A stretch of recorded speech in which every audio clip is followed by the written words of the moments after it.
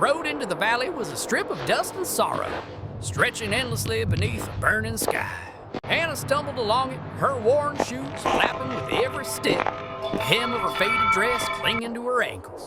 The fabric was thin and frayed, and though she clutched it closed against the evening chill, the truth was clear to anyone who looked. She was a woman stripped of fortune, stripped of dignity, stripped of everything but the stubborn will that pushed her onward. She had carried burdens heavier than hunger, but never had desperation, bitten so deeply as it did that evening when she reached the gates of the largest ranch in the territory, the Blackwood Ranch. Its land stretched for miles. Its cattle herds were the envy of 3 counties, and its owner was a man spoken of in tones that mixed respect with unease. The iron gates loomed before her, flanked by stone pillars that seemed more suited to a fortress than a homestead. Beyond them stretched miles of pasture and barns, and at the far end, where the sun flamed down into gold and crimson across the horizon, she saw the silhouette of the ranch house, stately, formidable, and as unreachable as a palace to someone like her. Hannah drew a trembling breath. She knew stories of Mr. Jonathan Blackwood, the widowed rancher who ran this empire with a hard hand and a reputation that kept weak men silent and strong men wary. He had lost his wife years ago, the townsfolk whispered, and since then his heart had turned to stone. But Anna did not need his heart. She needed work.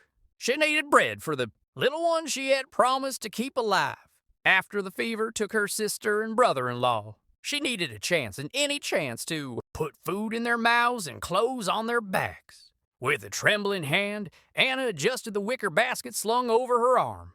It held little more than a ragged blanket, a crust of bread, and the worn wooden doll the youngest girl clung to at night.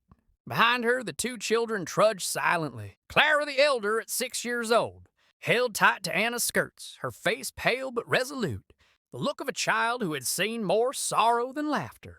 Beside her, tiny Ruth stumbled forward, her curls tangled, her thumb pressed stubbornly to her lips. They were thin, too thin, and Anna's heart clenched every time she looked at them. These were not her daughters, but they had become hers in every way that mattered. She had buried her own dreams. The day she swore to her dying sister that she would not let the little ones be taken to an orphanage. As the gates came nearer, Anna's courage faltered. She stopped, pressing a hand to her chest, feeling the frantic beating of her heart. What if he turned her away? What if he sneered at her rags and called her a beggar? She had been turned away before, at the mill, at the inn, even by families who could afford a maid but would not stomach one who came to their doorstep with 2 hungry mouths trailing behind her. Yet something in her refused to stop now. She had heard stories that Jonathan Blackwood was stern, but he was not cruel. He had daughters of his own, 2 little girls, motherless for years. Perhaps he would understand what it meant to see children suffer. Perhaps he would let her scrub floors or wash dishes, anything that would earn bread. The heavy gates creaked open with a groan, and Anna realized they had been spotted. A man in a dark suit and wide-brimmed hat emerged from the dust of the drive. He was not the rancher, she realized, but a foreman or a servant of some kind, his polished coat marking him as someone of importance on the estate. His expression was cool, his eyes flicking over her rags, then to the children, before settling back on her face with a frown. "What business brings you here?" he asked, his voice clipped, as though already preparing to send her away. Anna swallowed, clutching the basket tighter. "Please," she whispered, her voice catching. I've come to ask for work. I can do anything, wash, clean, mend clothes. Please, I only beg for a chance." The man studied her with a look that carried both disdain and something like pity. But before he could answer, the sound of hooves struck the air. Anna turned, her breath catching as a rider came into view. He was tall in the saddle, broad-shouldered, wearing a dark coat that caught the glow of the sinking sun. As he dismounted, his boots striking the earth with purpose, Anna knew without being told this was Jonathan Blackwood. His presence filled the space, commanding without a word. The brim of his black hat shadowed his eyes, but she could feel them studying her with a weight that made her knees weak. His coat was dusted from the trail, his vest neat, and the silver buckle at his belt caught the last rays of light. This was not a man who tolerated weakness. This was not a man who gave mercy easily, and yet, when his gaze shifted from Anna to the children clinging to her skirts, something flickered across his face, a fleeting shadow of sorrow, of memory. "Who are you?" His voice was deep, steady, carrying the authority of a man used to being obeyed. Anna tried to speak, but her throat tightened. She dropped to her knees in the dirt, the basket falling beside her, and bowed her head. "My name is Anna," she said, her voice trembling but clear. "I have no family left but these little ones. I beg you, sir, let me earn a living here. I will work harder than anyone you've known. Only, please let me keep them fed." The children pressed closer, and Clara looked up at the rancher with wide eyes that carried both fear and hope. Ruth's small hand reached toward him, as if the innocence of her gesture might soften him where words could not. The rancher stood silent for a long moment. Dust swirled around them, the sunset burning the sky in shades of fire, and the weight of his silence crushed Anna's heart. She bowed lower, her voice breaking. "I beg you, even if it is only scraps, even if you will not pay me, let me work for bread. I cannot let them starve." For a heartbeat, she dared to lift her gaze, and in that instant, she saw something in his eyes, a storm fierce and unspoken. He turned his face slightly, as though the sight of the children pierced deeper than he wished. Then his voice came low and unexpected. Anna knelt in the dust, the weight of Jonathan, Blackwood's words sinking into her bones with a heaviness she could scarcely comprehend. Not a servant, but a mother. The phrase circled her thoughts like a hawk right in the air, impossible to ignore, piercing every layer of fear, hunger. In exhaustion she had carried, for days, weeks, months even.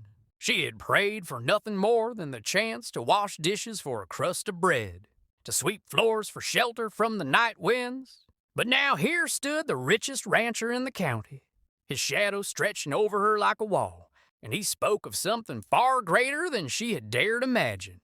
A mother, could he mean it? Did he see her in her ragged dress, dust on her cheeks, her hands blistered from work and road, and truly speak of making her the mother his girls needed? The silence of the moment stretched, broken only by the restless shifting of the horses and the faint cries of meadowlarks in the fading light. Anna swallowed hard, her heart pounding so loudly she feared he must hear it. "Oh, sir," she began, her voice little more than a whisper.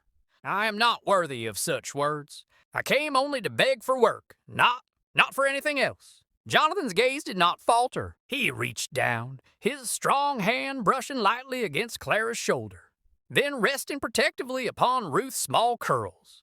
The girls clung to his presence, yet their wide, uncertain eyes drifted back to Anna. In that gaze, Jonathan saw something he had not seen in years, trust fragile and trembling, stretching like a thin thread between a broken woman and two motherless children. His own daughters, Eliza and Mary, had not smiled in months. Since their mother had passed, their laughter had vanished from the halls of Blackwood Ranch, replaced with silence that echoed louder than any storm. And here before him was a woman kneeling not only for her own survival, but for children not born of her body yet carried in her heart as though God himself had placed them there. "You came here for work," Jonathan said slowly, his tone softer than the steel edge with which he usually spoke. "But what I see before me is not a servant begging for scraps. I see a woman who would bleed herself dry for the sake of little ones who are not even hers by birth. A woman like that does not belong in rags scrubbing floors. A woman like that belongs where children can rest in her arms and know they are safe." His words landed with a weight that made Anna tremble. Tears stung her eyes, though she fought them back with the stubborn pride that had kept her upright through every hardship. "But, sir," she whispered, shaking her head, "you do not know me. You do not know the failures I carry, the nights I have gone hungry, the mistakes that brought me to these gates. Your daughters deserve someone better than a beggar." Jonathan's eyes darkened, though not with anger. He crouched so that his gaze was level with hers, the brim of his hat shadowing his features, yet not the quiet intensity of his stare. "Do you think riches make a mother? Do you think fine clothes and grand names raise a child? I have wealth more than most men dream of, and still my girls weep at night because no coin can buy them the warmth of a mother's song. Do not tell me what they deserve. Miss Anna, I will tell you They deserve someone who will not turn away, no matter the cost. And I have seen enough in your eyes to know you are that someone. At his words, Clara's small hand slipped from Anna's skirt and reached for Jonathan's. The child's eyes, round and uncertain, flicked between the two adults as though, sensing that something larger than herself was being decided. Ruth pressed closer to Anna, her thumb falling from her mouth as she whispered, "Mama Anna." The fragile hope in that tiny voice broke whatever wall still stood around Anna's heart. The tears she had fought spilled freely, tracing lines through the dust on her cheeks. She gathered Ruth into her arms, clutching her close, as if the child's breath against her shoulder was the answer she had not known she sought. Jonathan rose again, his tall frame casting a long shadow in the fading light. "Stand," he said gently. "Do not kneel in the dirt before me. If you are to enter this ranch, it will not be as a beggar, but as a woman with dignity." Anna hesitated, then slowly rose to her feet. Though her knees trembled beneath her, she clutched Ruth against her side, her other hand reaching back for Clara's small fingers. Her eyes never left Jonathan's, searching, questioning, afraid to believe in what he offered. He extended his hand, palm open, steady as a man who had already decided. "Come inside," he said. "The night grows cold, and little ones should not linger in the dust. We will talk further at my table." And with that, the gates of Blackwood Ranch opened not only in iron, but in fate, swinging wide to admit the woman who had come in rags and the children who carried her heart. Behind them, the dust of the road settled slowly, as though marking the end of one journey and the beginning of another.